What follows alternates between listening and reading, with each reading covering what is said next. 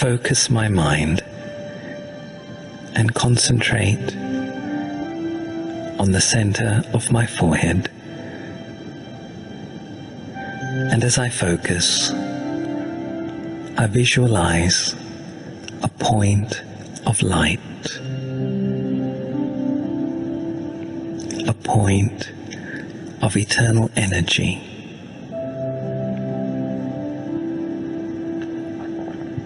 I understand I am this light. I am this point of spiritual energy. I am here. I am the soul, a point of living light, the spiritual being. This is who I am. And as I journey deep, very deep within myself, I remember, I realize that I have great resources, great power within myself.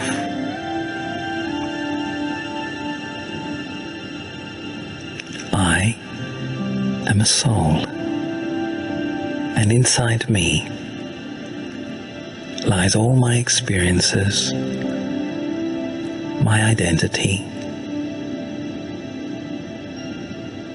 and all the things I need to make my life happier and more peaceful. Who am I? I am a spiritual being, a point of eternal light.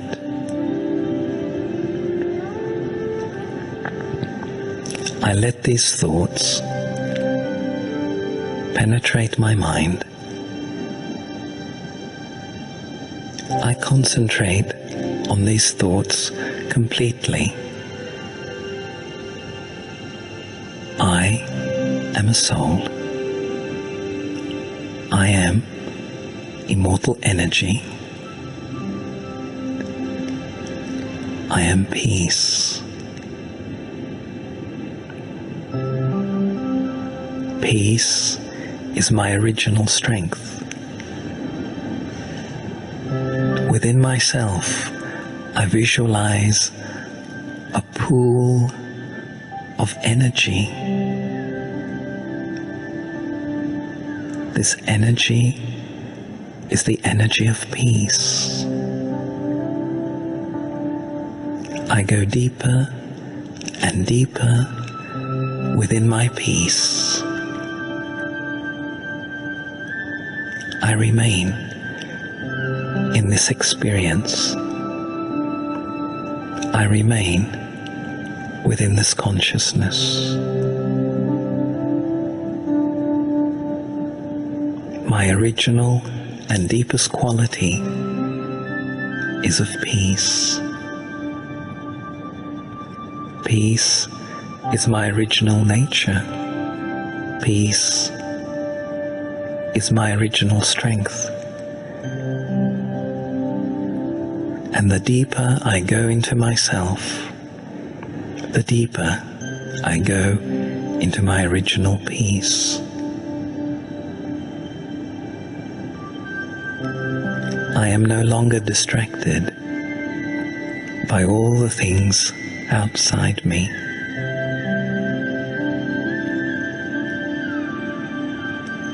I remain in this consciousness. There is only peace, only silence. Peace and silence. I feel myself becoming free. I feel myself becoming stronger. I feel myself becoming lighter, stable.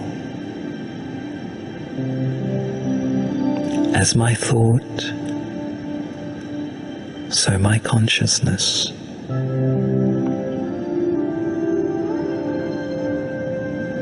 I allow this thought and this feeling of pure peace and harmony to flow throughout my being. Now, peace flows through me. Peace, harmony, freedom belong to me. I am strong. I am full.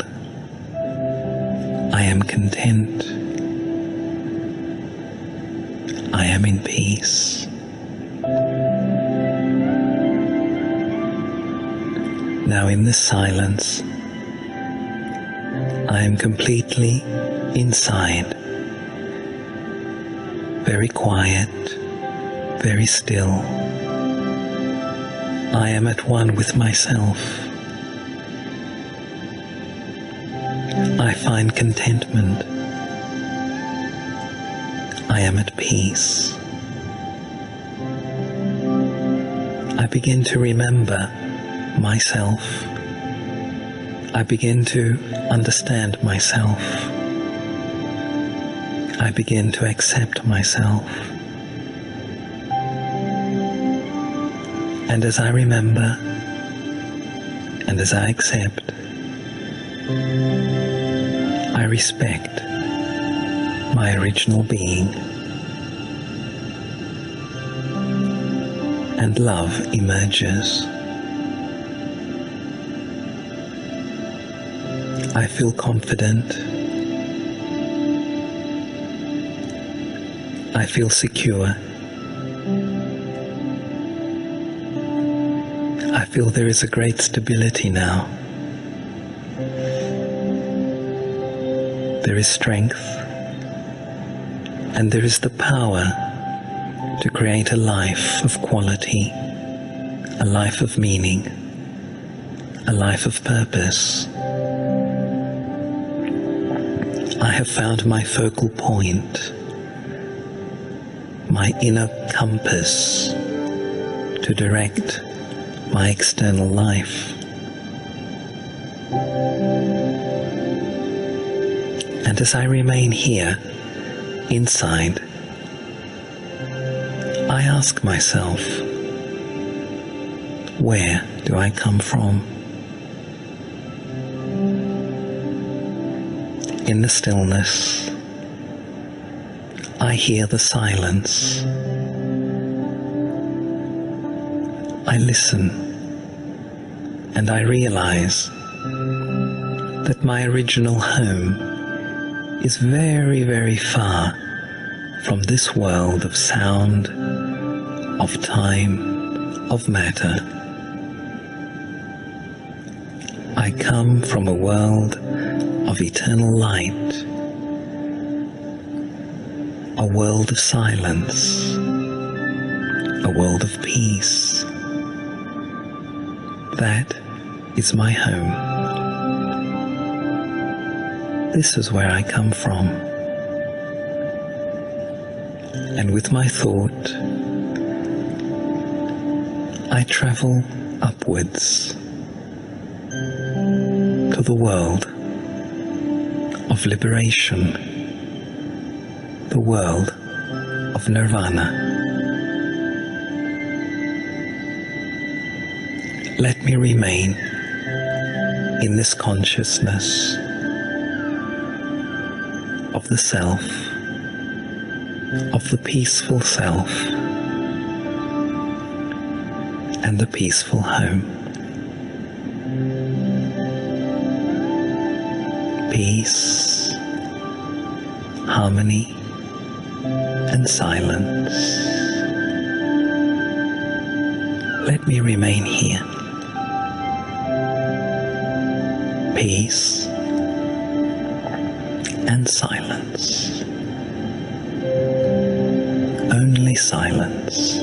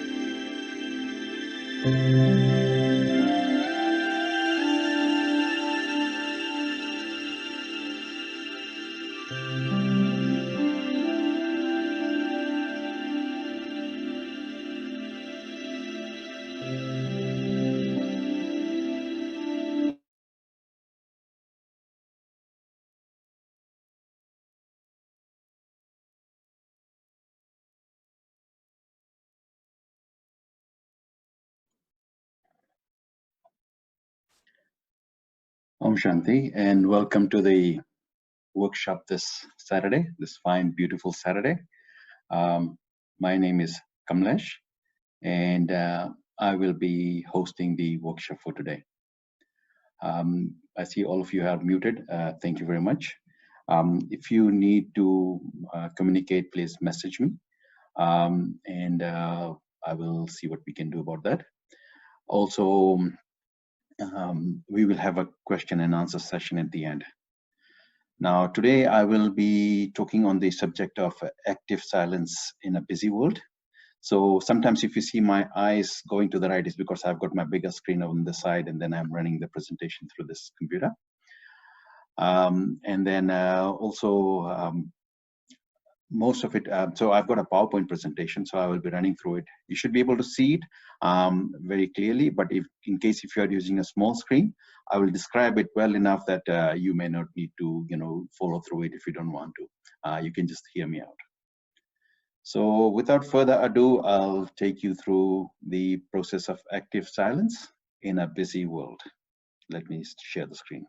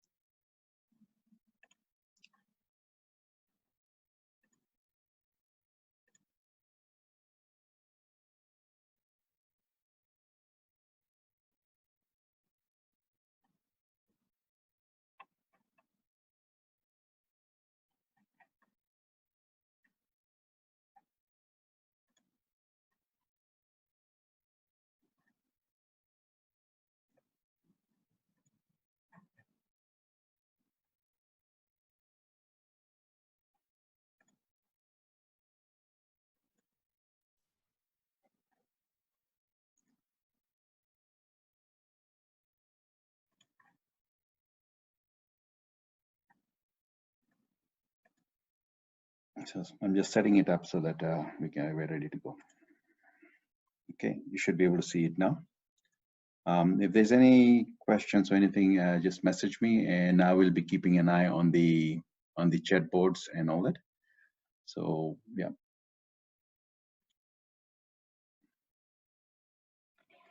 So the topic for today is active silence in a busy world. Let me just do a quick sound check. Yes, I think you all can hear me if your mics are turned on. So we'll talk about the topic of active silence in a busy world. So why this topic and why now and what's a busy world and all that. So the point of active silence starts because we have been through a few major events, worldwide events this year. So, and we have found that we are going through some very interesting times. Challenging is one way to describe it, but I'd say interesting times because there is a lot of things are happening and some of them are happening so fast. Sometimes we are unable to comprehend, or even if we are able to comprehend, sometimes we are unable to react to it. So given all that, we thought this would be an appropriate topic for today. So in this, we will go through what is active silence, how do we get this skill or this capability in ourselves, and we'll also do some meditation in between to reinforce those ideas that we will discuss. So let me just go. So what is active silence? So active silence, as we have come to realize, it's where you pay attention to your thoughts, where you see where your thoughts are going, what are you doing, why are you doing what you're doing, or what you're thinking, why are you thinking about that. And one of the additional things is it's about slowing down your thoughts. You know, a lot of people can think very fast. I mean, this is a time when we are competing with computers who can think faster than us, and we are trying to compete with each other, say who can give an answer first. So, and then we have so many things going on at the same time. One of the things we do is we try to multitask. We try to say, okay, who can do everything the fastest? Can I do this? Can I do that? Can I do that? And then if I have 10 or 15 different issues that I'm dealing with, which one do I attack first? So a lot of these things come down to how fast are we processing, and is that speed necessary and it's needed? It's like a very fast car going down the road. If you have fast, you don't have control. You can only go down in a straight line. But if you have control, you can do bends, you can do turns, you can stop, you can do a lot of things. But with fast, you generally can only do one thing, go in a straight line. And right now, our world does not give us that luxury that we can always go in a straight line. We have to slow down, we have to think, we have to take turns, we sometimes have to accommodate, we have to deal with situations. So given all that, maybe going fast is not the best answer. So the alternative to that is you slow down your thoughts to see what's happening, and then you make a decision.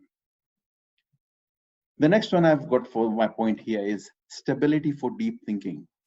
Now think of it this way. Scientists, deep thinkers, philosophers, what they do is they lock themselves in a room, or they go into them on a mountain, and wherever they do, they will, to do their deep thinking, they'll lock themselves up, or they'll put themselves in isolation, and then they will think about it.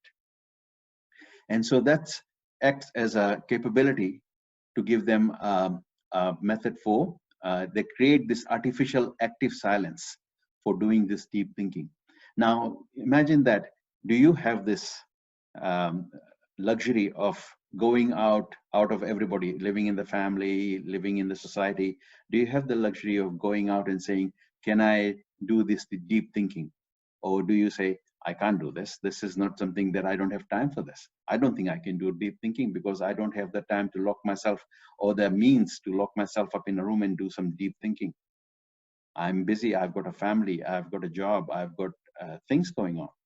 I may have a business. I may have certain illnesses. I cannot do that. So why is it? So the point is that they are able to do that, but they do it in an artificial manner. And so what we are saying is, how can we change that? So that's another thing where active silence is used. Another area that active silence is used quite heavily and can be used is Sometimes you are overwhelmed, and sometimes you reach a point in life or in work or at school where you do not know, okay, what's my next step? So for that, you need to redirect and refocus. Again, it comes down to the first point. If you are going so fast, you will not be able to redirect and say, okay, I need to go this way, I need to go that way. So you use this tool of active silence to slow yourself down, to say, okay, I've reached a decision point. What are my options? And if I'm able to think deeply, then I can see all the options. Additionally, active silence is a tool that a lot of us use to reset our minds in a short period of time. So, say you have a very heavy day and you're tired at the end of the day. At the end of the day, then suddenly something happens that takes up a lot of your energy, and you're saying, okay, what am I to do now? I can't deal with this because I'm tired. It's lucky if you have the luxury of saying you are tired. Most of us sometimes don't have a luxury of saying that we are tired, right? So then what do? Okay, I'm going to get up and do it. However, with active silence, it gives you that focus or that capability where you are able to reset and say, okay, let's start again. What am I supposed to do? So you are able to reset your mind in a very short while. Very quickly, you are able to reset your mind in a few minutes and say, okay, let's redirect, refocus, and let's do what needs to be done. And you still do it with the same clarity. Yes, of course, your body will be tired, but then you reset your mind. That's the key part here, is you reset your mind in a short period of time. So these are some of the things that contribute and make up active silence. So when we are talking about active silence, we are talking about refocus, redirect, and reset. So as I had said briefly, why is it needed in today's times? But I'll add some more points to that. One of the things, some of the more logical things that I've seen is we all have increased responsibility. Whoever is employed today, their responsibility does not get less every day. It actually adds, they add more and more things every day. Even if they don't, if your employer does not add more things to your work every day, the environment will add more things. It could be the government, it could be the lawmakers, it could be the city, it could be whoever. So your responsibilities increase every day. Never has somebody been said, okay, now my responsibilities are finished. Probably if you're retiring, but again, then you start to increase your responsibilities after you have retired, if you are retired for a while. So your responsibilities continue to increase. So how are you going to deal with these additional responsibilities? You can easily get overwhelmed, or you can do something about it. Additionally, things are happening too quickly for a thoughtful reaction. Now, if something happens suddenly, what are you going to do? You can react, you can jump ship, but is that the most effective reaction to a problem? It may not be. And it sometimes, some situations require us to go into deep thought and to figure out, okay, how do I resolve this? But if you don't have the practice or the tools for it, you can only react. You cannot act. You cannot be in control. You will be responding to what has happened. Right? So this is where this practice comes in. A classic example is, a very interesting example is like first responders, like ambulance, fire, police. So when they go to situation, things happen, then they are called. And when they arrive there, they do an assessment. So this is where that assessment is, that active silence comes into play. And that assessment is for yourself. It's something happened, you do an assessment, and then you act accordingly. There's a thoughtful reaction. There's an, you have some purpose behind what you're doing rather than you are just responding to what has happened. So these first responders are generally trained, not generally, they're always trained in this. So how do we train ourselves to be able to respond to situations when it's needed? Why else is active silence needed? Nowadays, we get less and less time to recharge ourselves. Our downtime is much less than what it used to be. I mean, in a day, how many times do you recharge your cell phone? You put your cell phone to recharge, at least it gets a break. You don't get a break. So how are you going to recharge? So you need a tool that you can use on a regular basis to do a quick charge. Nowadays, there are cell phones that you charge for like 5-10 minutes and they'll last for an hour or so. So you need to be able to, or we need to be able to develop that capability. They say, okay, given the time, I will take on new tools. I will find a new way of solving this problem. Now, this is an interesting one. Why is it needed? You may have seen with this current pandemic situation and all that. As many people as there are there, as many, and there are that many opinions. Everybody thinks things should be done this way, things should be done this way, and you have comments being posted all over the place. Everybody has an opinion. It's good, but how do you decide what is the best course of action for you? So if you are in this situation and you have decided a course of action, maybe you are reflecting on it now. Was it the best course of action? What else could you have done? What information was missing? If you had more time to think about it, or you had a means to say, okay, I can use this tool to analyze this situation, I may have done something differently. So this is where this active silence comes into play. And the last but not least, we have a lot of information flow. We have multiple sources of media. We have television screens coming on to us with lots of information. We have Twitter, we have Facebook. All that is good, but how do you filter out what do you want to hear? So you use some level of filtration tool. Like when we filter water, we can't drink dirty water, so we have to filter it. It has to go through a multi-stage filtration process. And that's when it's ready to drink. So same thing, how do you filter information? If there's too much information, it gets overwhelming and we are unable to process that information. So to handle that, you need a tool. Again, for all these different things, you need a tool to say, okay, how do I actively manage this? So this is why it's needed. So now I've told you what it is. So now what it is not. Now you can say, okay, I can stay in a quiet environment. It's not actually an absence of sound is not active silence. If you're saying I don't have any sounds coming over, I'm in active silence. No, it doesn't work that way. So with active silence, because if you have sounds going on, if you are in a quiet environment, you still have your mind that is creating all these thoughts. You still have other things in the environment that's attracting, or you may be thinking about a situation. So active silence goes to a deeper level where you go beyond sound.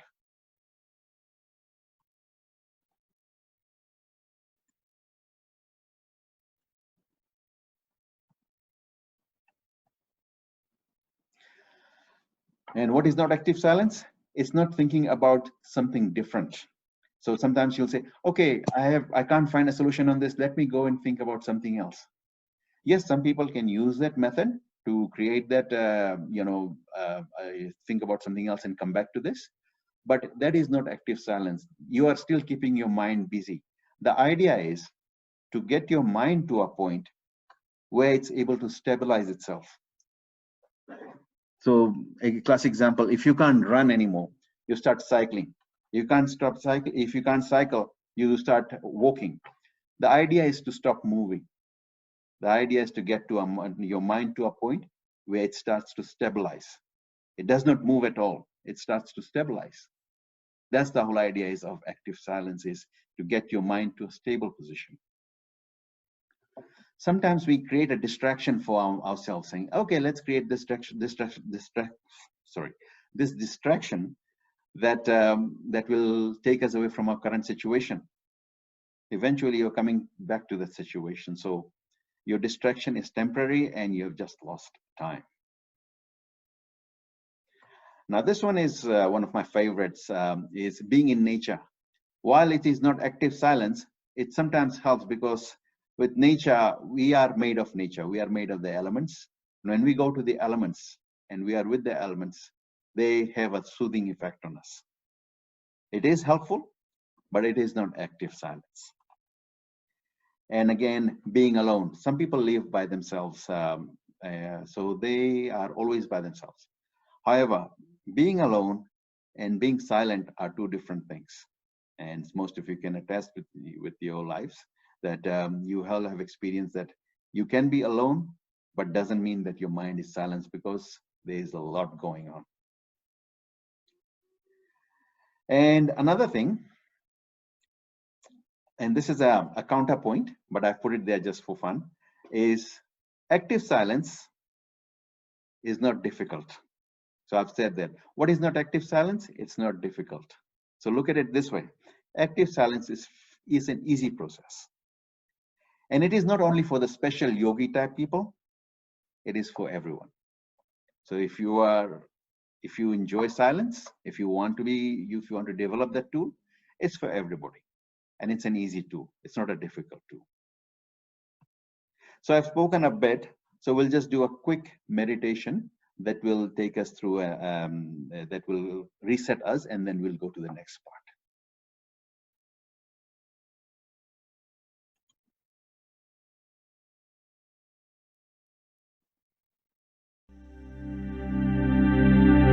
The art of silence. Taking just a minute, I stop and observe the space between my thoughts. I move into that space with my awareness, and it begins to expand. I feel the power that lies between and behind my thoughts. It is the power of who I am. It is the strength within. I begin to see the potential of my life.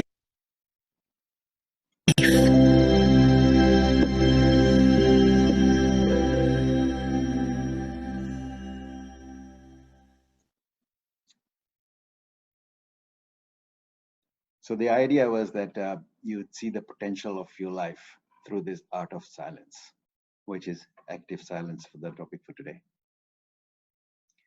So moving on. Oops, put the same plane again. Go to the next slide.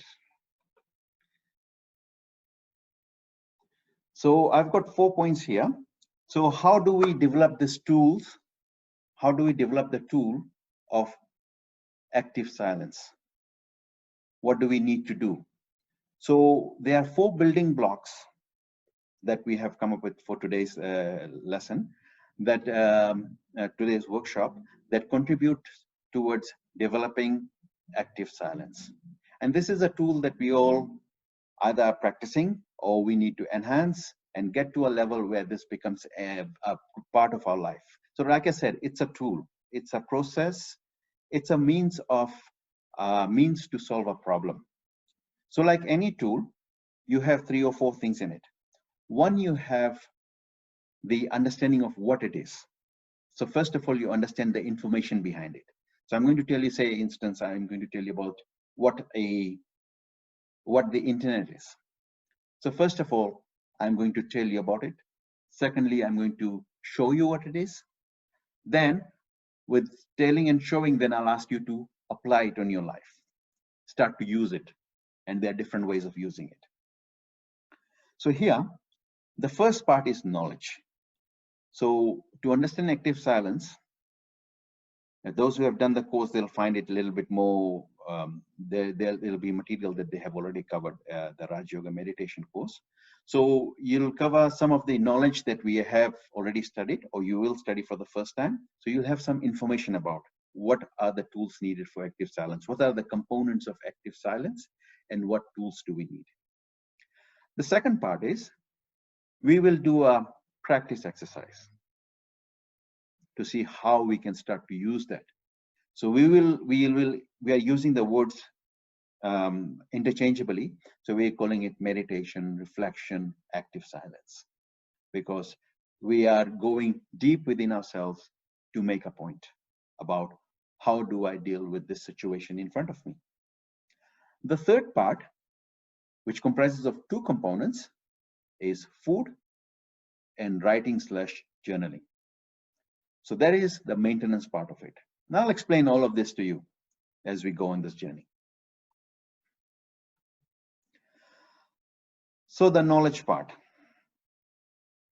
So I'll pull this picture in front of you, and many of you may have seen this picture if you have done the Raj Yoga meditation course, or if you have come to the center, you may have seen this picture. So the idea is we have to understand, first of all, who we are and what we are, right? So I'll give you a brief summary of what's on the screen. So the picture is of you are as a soul. So you have two human forms there. One is this flesh and bones, and one is a human being fully dressed, looks like a living being. So let's call that a living being, and the other is a non-living being, or it's a body. So what is the difference between the two? So we and Brahma Kumaris talk about the soul. That soul is the difference between the two. Now let me explain with an example. So say you go outside. Say you say, okay, you tell me that there is wind, and I say, show me the evidence for it. So what you do is say, come outside, let me show you evidence of wind. You show me that there is a flag out there that is blowing in the wind, that is flapping in the wind. There are leaves that are shaking in the wind. When I go outside, there's this thing that rushes by my face. It's like this cooling thing. And it goes through my hair, and if I have long hair, it makes my hair wave. So now you have given me evidence of the wind. So now you have given me all these points and said, okay, so there is something there, and you are calling this thing wind. Okay, let's go with that. Likewise, in a living being versus a non-living person, somebody who has died and somebody is living, the person on the left and the right. The person on the right is living because there is some sort of energy in it. The person on the left does not have that energy. And that's why you will see, as soon as somebody passes away, their body starts to decay. Because there is this very powerful energy inside this person. Very strong, very powerful energy inside this person. However, that energy stays there for 60 to 70, 80, 90 years, in some cases over 100 years. But eventually the body deteriorates to a point where the energy says, this body is not sustainable for me anymore. I need to move on. So that's where the definition of the soul comes in. So the soul is the energy that drives the body. As soon as the body reaches its point of deterioration, it says, okay, I got to go. And so that's where our understanding of the soul is. And that is the evidence of the soul is, that's the difference between a living and a non-living being. Now further, we have been explained by Godfather Shiva that the soul comprises of three parts. There is the mind, there is the intellect, and there are the resolves. And the soul resides in the center of the forehead because all the controls are there. It's like a driver of a car sitting in the front seat, because all the controls are there. He or she can see outside. So today we are going to focus on the mind and the intellect. Now, before I go a little further, there's a few other things I'd like to get it cleared up. So one of the things we have to realize, and this is a very important point for me to make, is that we are very powerful beings. We have lots of power. You cannot imagine how much power you have. But because we are challenged, because we have all these distractions, we always keep on forgetting our powers. So the idea is today's exercise will make you realize that you have this capability already in you. You have these features. It's like, Say you wanted a superpower, you wanted the ability to fly, or the ability to read somebody's mind, or the ability to say, okay, I can disappear. And suddenly somebody tells you, yes, you can do it because you already have that capability in you. It's already built into you. Likewise, we have lots of power in us. Through our study, we start to discover what each of these powers are and what they do. And this is where the knowledge part comes in very handy. So going to the next part, this is a picture of a wheel. Say, take a bullock cart or if a chariot, either or. This is a wheel, and let's say this wheel is A size, and let's call it the mind. This is another wheel. Now this wheel is called the intellect. You can probably see the difference between the size of the two wheels. The mind wheel is small, but the intellect wheel is big. Now you'd ask me, why is that? And I'll tell you, it's because we use our intellect so much that we have made our intellect very powerful. However, we have let the mind get bored. You'll ask me to explain. So I'll say, how many schools, universities, and all these things do we have now? Everybody is an intellectual.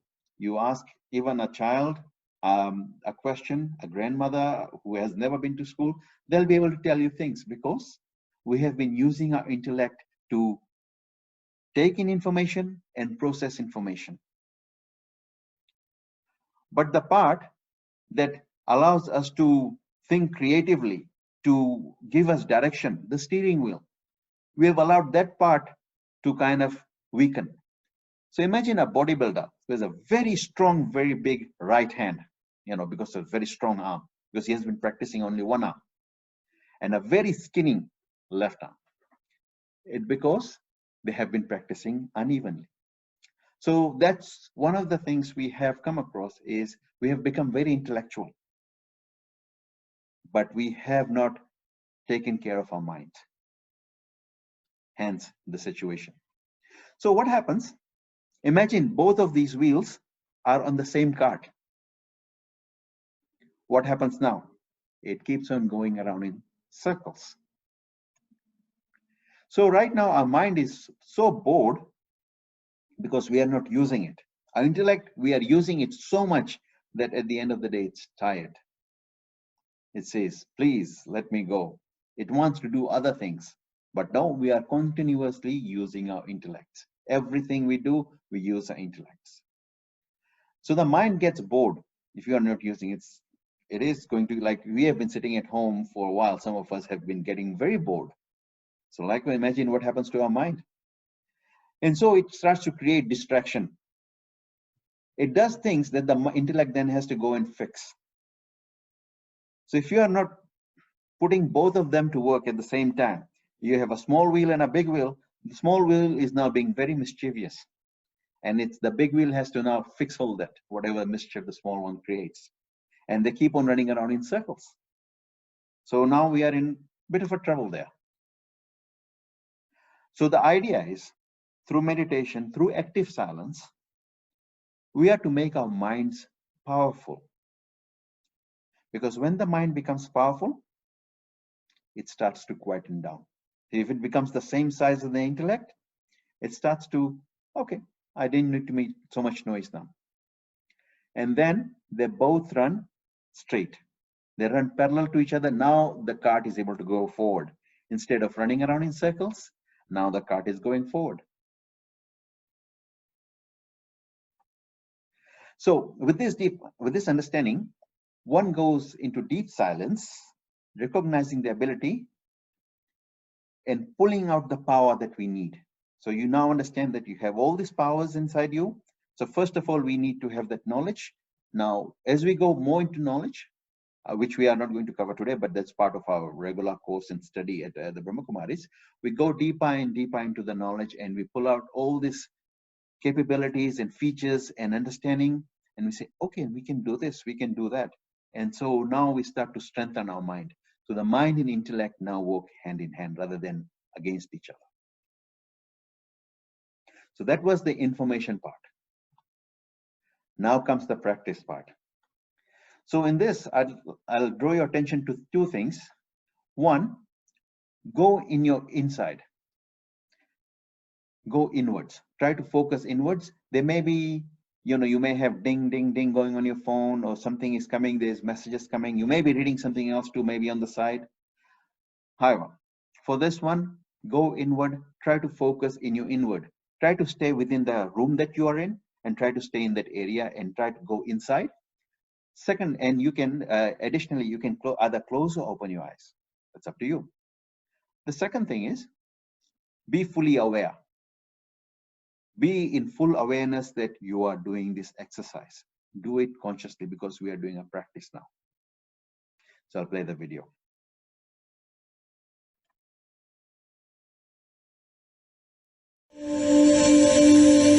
I allow the body to sit quietly. I become aware of the many different energies that make up life.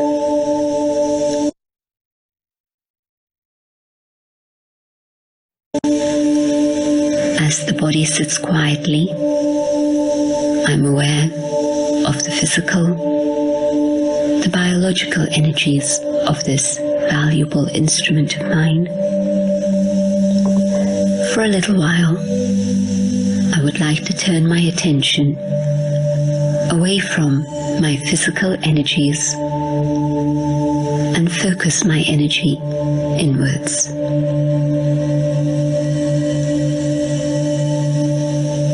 Consciously, I allow this physical instrument of mine to let go of the tension in the muscles, my feet, my legs, my back, my arms, my shoulders, my neck, and even the muscles in my face. I let go of the tension of hanging on, and everything becomes calm and relaxed.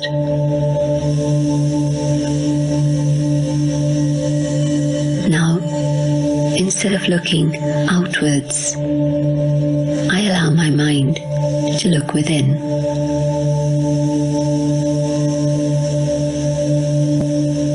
Seeing the world outside, I choose for a few moments not to see it.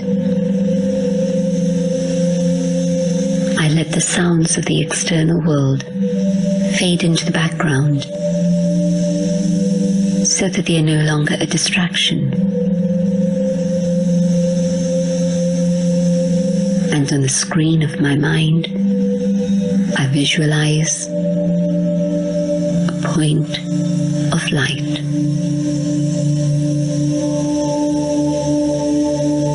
I can locate this point of light specifically. As the body sits quietly, I become aware of the life force, the source of life, in the center of my forehead, just behind. This is who I am. I am a point of eternal light. In this awareness of my eternal form, I gather the full force of my energy within. I know I am the master of this physical instrument. not direct the way in which my physical senses function. What it is I see through these eyes, what it is I choose to communicate through my lips, even what it is I wish to absorb from the information coming to me through my ears. I, the being of light, the eternal soul, am the creator. I, this point of infinitesimal energy, am the master.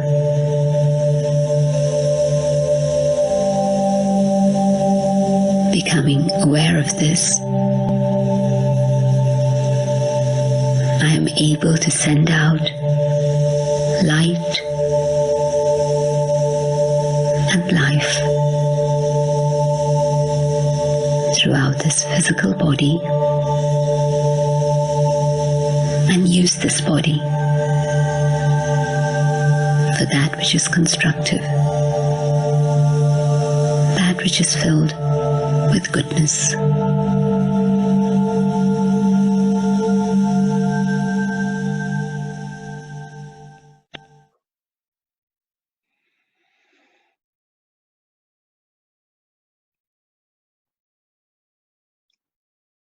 So that was the practice part of it.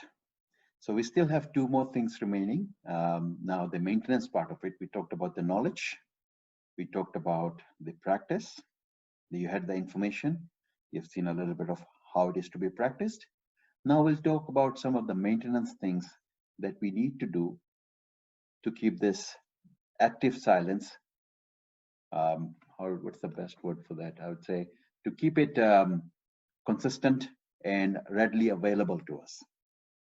Because like any tool, if you leave it outside, like if it's a metal tool, it will rust. Or if you don't use it for a long time, it may go into a state of disrepair. So when you are ready to use it, you will find that it's not working. So this tool is something that's very much for today, here and now. It's a tool that we would use on a regular basis. So to do that, you need to keep it very sharp, very active, and very well maintained. So now comes the maintenance part of it, apart from the other two things. So the first one is food. So in Brahma Kumaris, we have this Maryada, or this code of conduct, that anytime we cook food, it is cooked in the remembrance. So it's a remembrance of what? It could be remembrance of a friend, could be remembrance of a very famous movie star, could be remembrance of somebody, some of my friends. But now the idea is to cook in remembrance of the Almighty.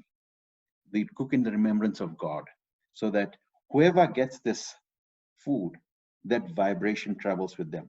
Remember earlier I said that one of the most, we are as a soul, one of our most powerful people, most powerful beings, regardless of which culture, which race, which religion, which gender you belong to. You are a very, very powerful being. And so we can pull vibrations from the Almighty and fill it into food. I'm sure you have come across this experiment where there was, I don't remember which university, but they had, or school, they had a plant which had the word love on it, and the another plant which had word hate on it. And so every time they looked at that word, they thought of hate. Every time they looked at that plant, they thought of love. And eventually the other plant dried up. And they were all given the same nutrients, same food, everything else was same. It's just the power of thoughts that killed the plant, whereas the other plant started blooming. So imagine with what we are cooking and what we are consuming on a daily basis. We need food at least 3 times a day, 2 to 3 times a day. And the best we can do without food is about 11 days. So that means it's a major necessity for this vessel. For this human form, we need food. That's our sustenance.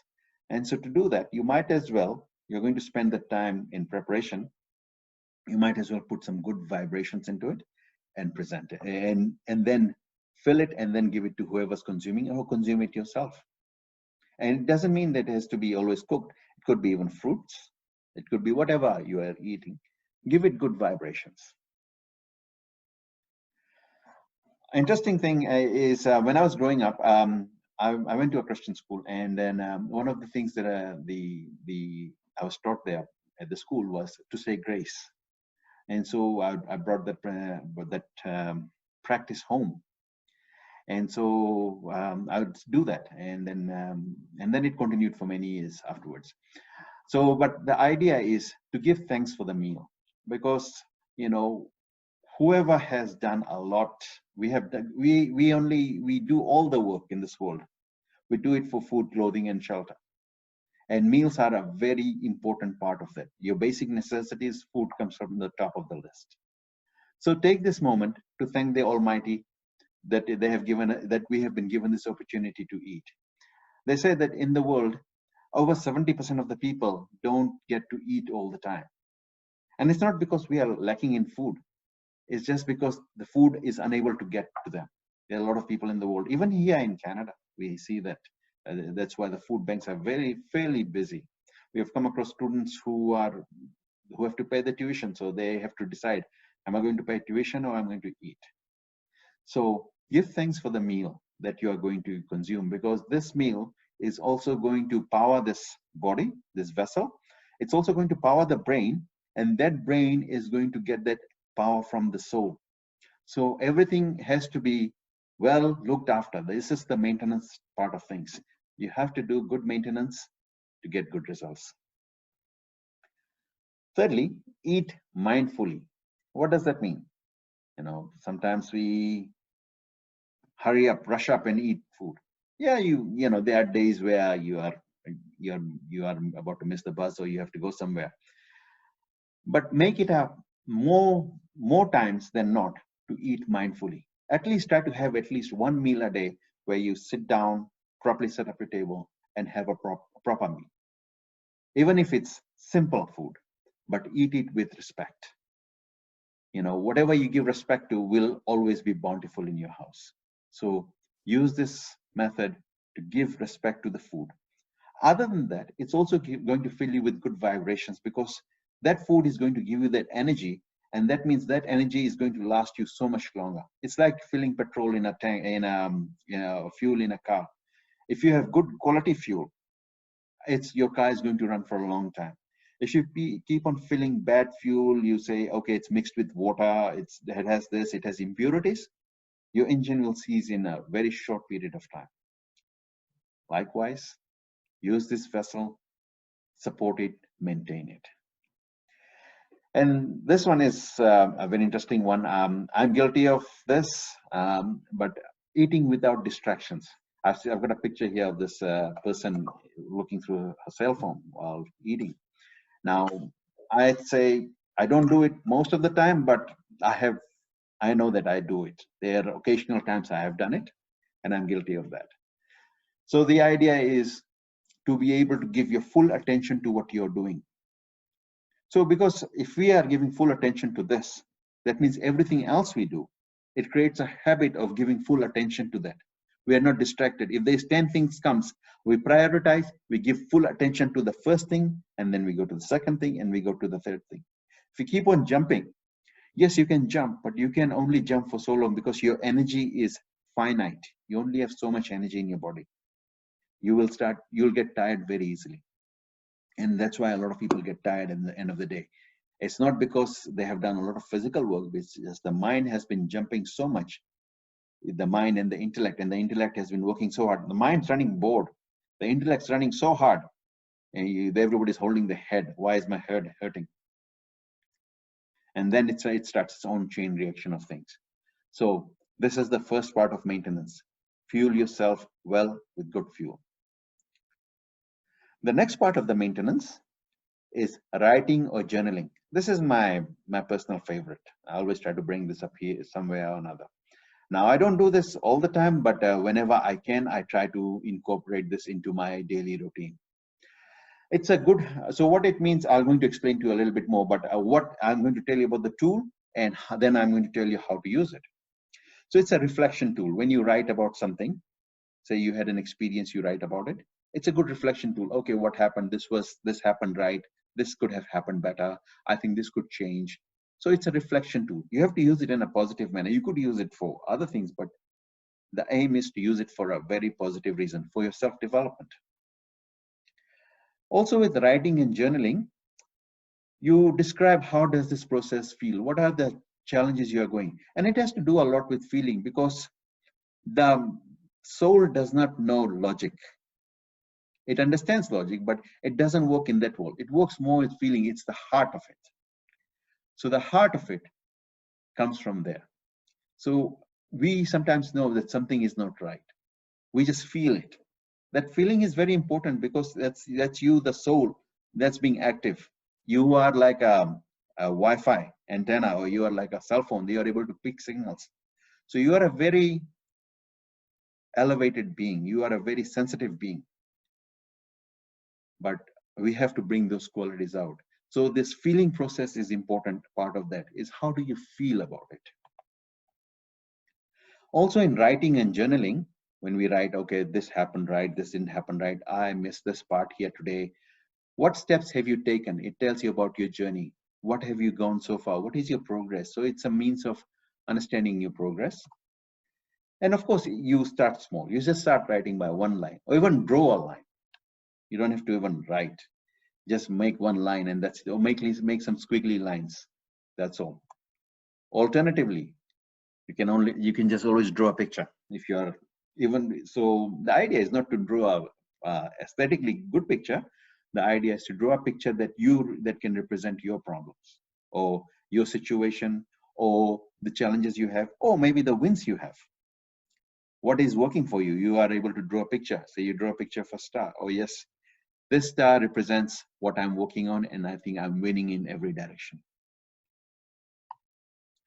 Here's a little bit of something about journaling. I picked this up from the internet. They said, forget about grammar and spelling. You don't need to have proper spelling or grammar, because this is your personal work. That's why it's called journaling. You do your own journals and you don't show it to anybody. Be honest and authentic, meaning you have to be honest with yourself.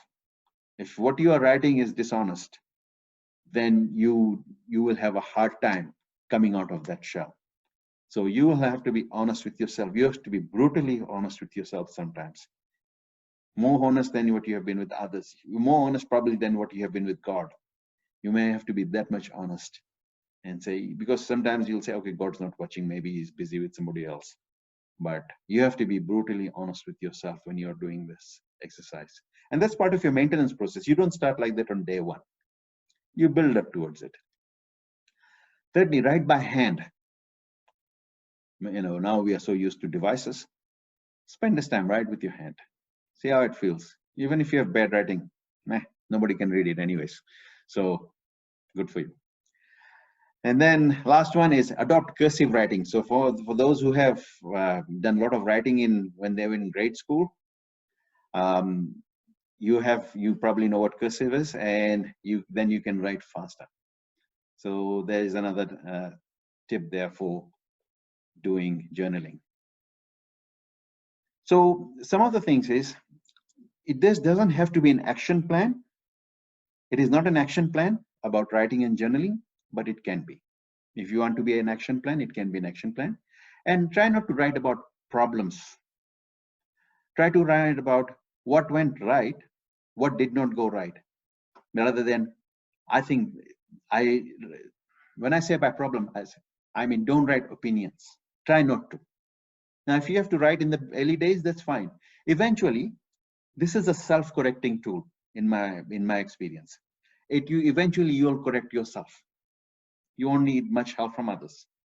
It's a self-correcting tool that adjusts itself in the right way. But you have to start the process somewhere.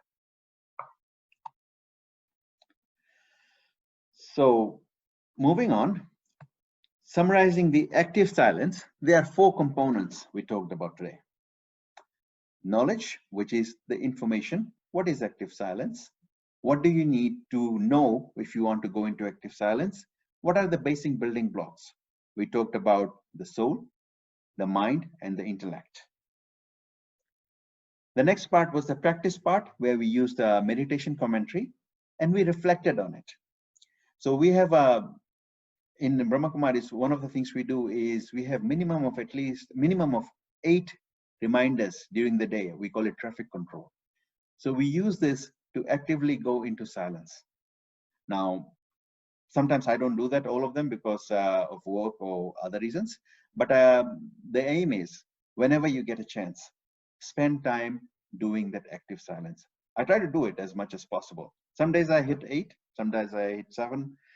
No, not every day I'm able to hit all the numbers, but the point is you have to keep on trying. The idea for trying is, one, it tells that you are not a quitter. You don't give up easily. The second point is, even that little practice is going to take you one step further. That one practice is one step that you did not take the previous day, but you've taken today. So it's, look at it this way, that you are still progressing, maybe slower, but you're still progressing. The third and fourth point is journaling and food, which I've talked about taking time to process your food, taking time to see where and consume your food. Now, so not all of us can probably come, there's a big movement about organic foods, this, that, and everything else.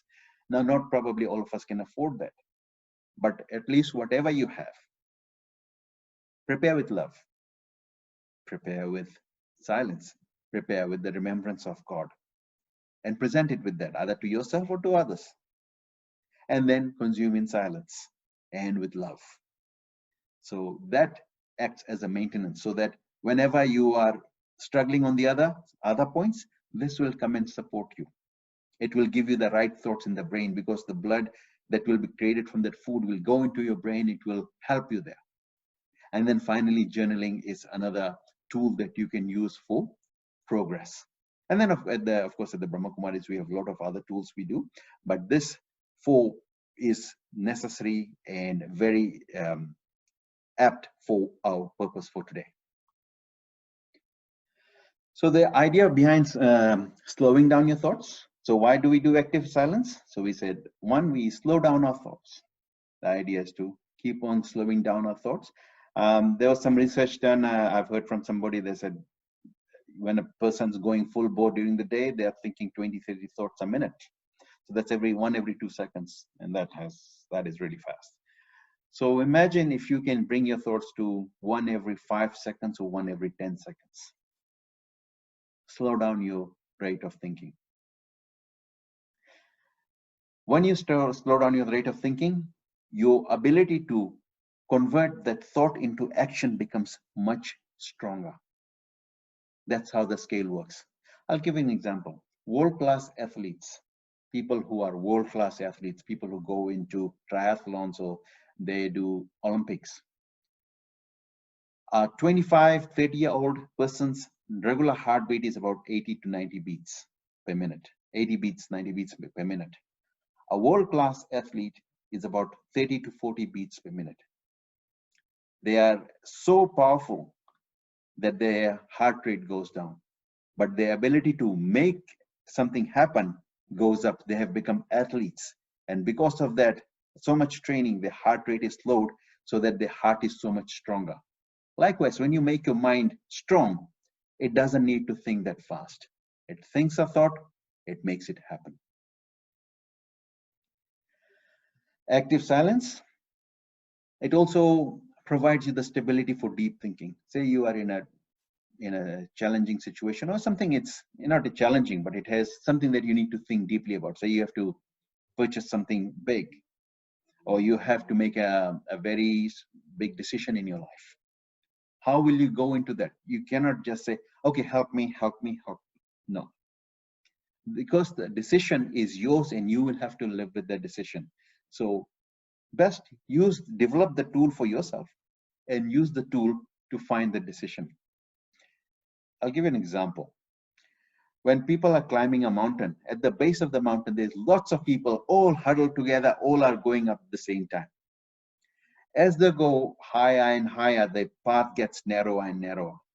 Eventually, only one person can pass at each point at one time. What that means? Eventually, you'll reach a point where you'll have to deal with certain situations by yourself. We all start with a big group. Eventually, the group will thin out because we'll make new friends, we'll get married, we'll have children, this, that, everything else. And then there'll be a point, even in that, during that cycle, during that period, there are points where you say, okay, this is something nobody at home can help me do it. If there's something at work, nobody at home, they all love you. Your parents love you, your spouse loves you, your children love you, but they cannot help you with that. So how are you going to deal with it? So you create the tool for yourself. Create that stability for deep thinking, and then you are able to help yourself. Another area we talked about is redirect and refocus. So you are overwhelmed, and so you have reached a point where you don't know what to do. How do you redirect? You've reached a point of you can't do anything anymore. So you use this point to redirect and refocus your thoughts. And finally, if you need to reset your mind, you are overwhelmed and you are very, busy and all that, and you're not sure, okay, what do I do? What do I pick out of this? How do I prioritize? I need to reset myself. Use this tool of active silence to reset yourself. So now we have another meditation commentary. This one I'll run you through it, and after that I will open it up for questions.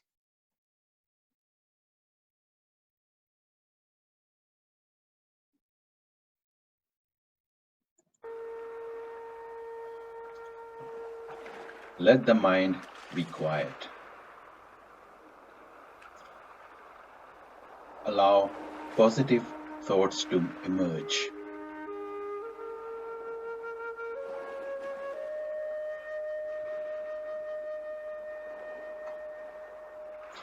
Let your thoughts automatically allow the thoughts to become softer, quieter, slower, sweeter, and now you are ready for silence.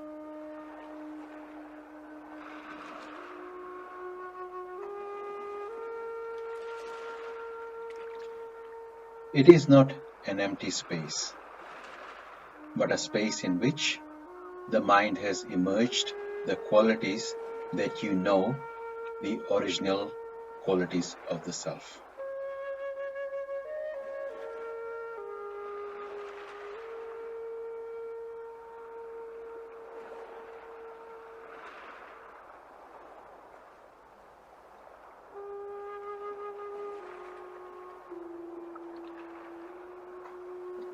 In that silence, you have made the connection with the ocean, with the source.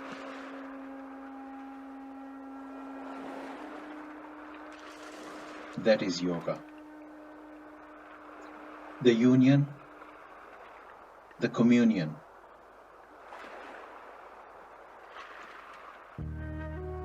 But now, let the mind be still.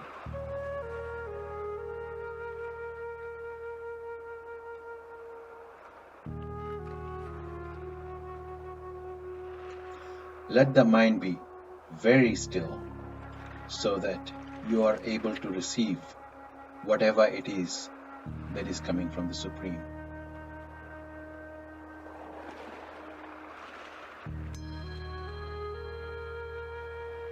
The waves of the ocean are reaching out to you.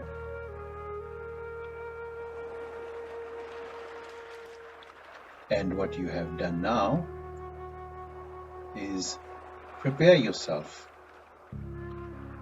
to be able to receive those waves.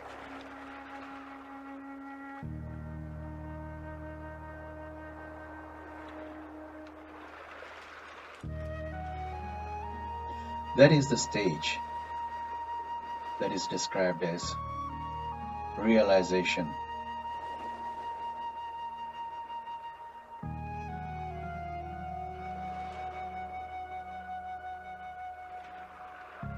This is the stage in which you actually have an experience of that peace.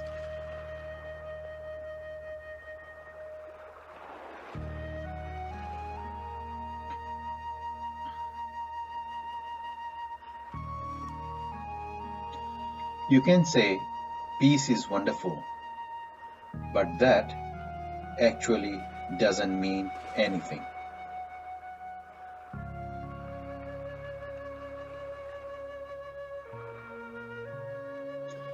What you have to do is to get into that experience of peace.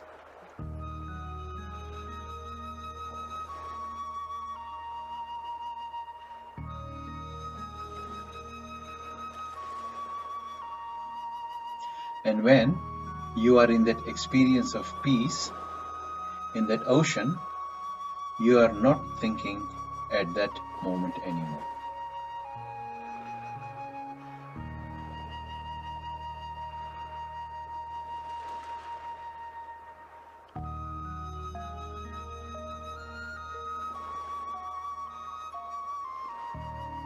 It is like when you are in a deep sleep.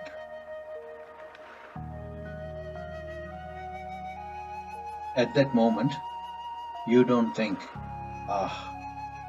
the sleep is very good sleep.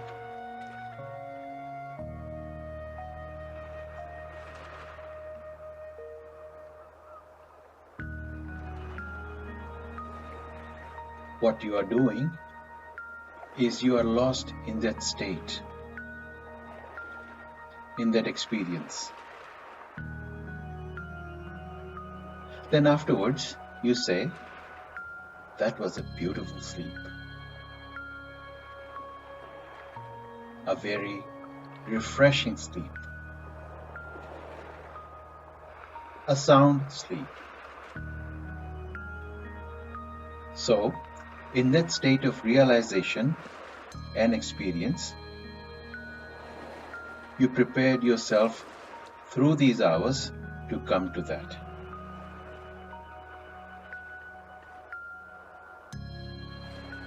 And in that state, you are in that experience, that realization, and there is no more thought. It is the feeling, the experience.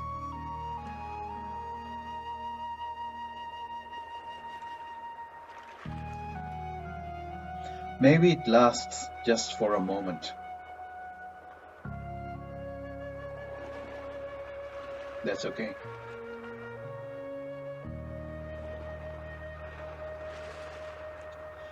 It is giving you a taste, and you know how to be able to increase it to a few minutes, and more minutes, and more minutes.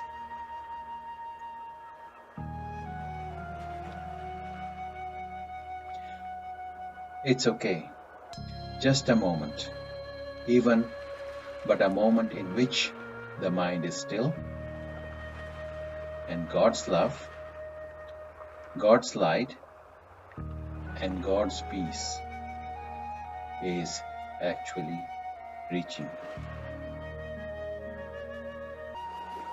Om Shanti.